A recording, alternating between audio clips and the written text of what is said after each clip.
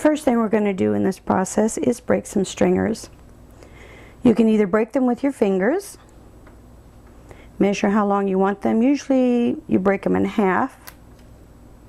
They'll come out a little uneven. I find that by using some glass nippers and measuring where you want to make your cut, you get nice even cuts.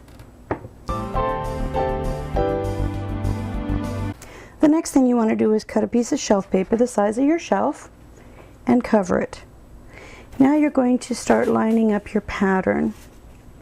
Once you have all your pieces broken, you want to lay them out on your kiln shelf in one even layer. You can do this by slowly moving them back and forth until they fall into place.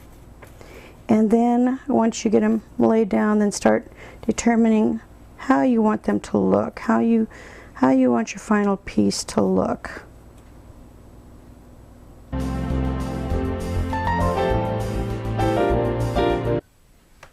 Once you have your pattern laid out on your shelf, you take a little bit of clear hairspray, and this is why you have the shelf paper down, so that when you're gluing these, you have something to glue them to. And you just touch a little bit of glue on each one of the corners to hold these stringers into place.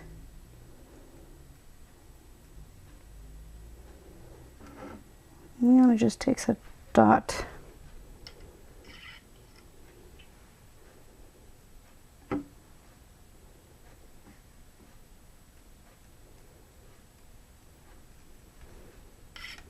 Then you start working on your second layer.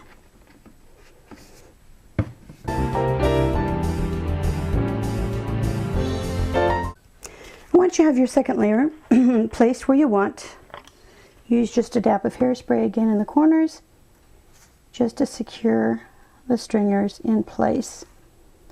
Normally at this point what you would do is turn your shelf a quarter of a turn and add a layer of clear, turn it a quarter of a turn and add another layer of clear.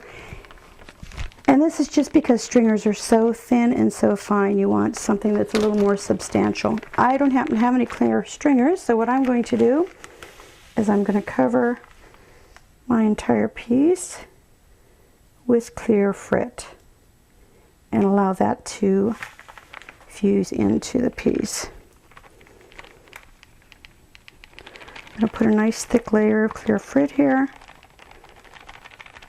When this fires, it will melt down. You'll still be able to see the design in the weave, but it will make the piece a lot more secure. Now that I have my clear frit on top, the whole thing will go into the kiln. I'm going to fire this up to about 1300 degrees and then anneal it and bring it down to room temperature.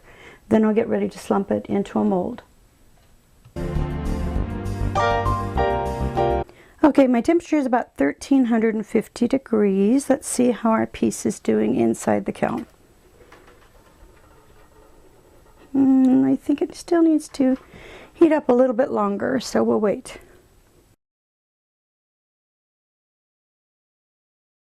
Okay, the temperature is up at about 1450 degrees. Let's take a look at our piece. I'm wearing my safety glasses and my high temperature gloves. That's more like what I'm looking for. So we can turn off the kiln.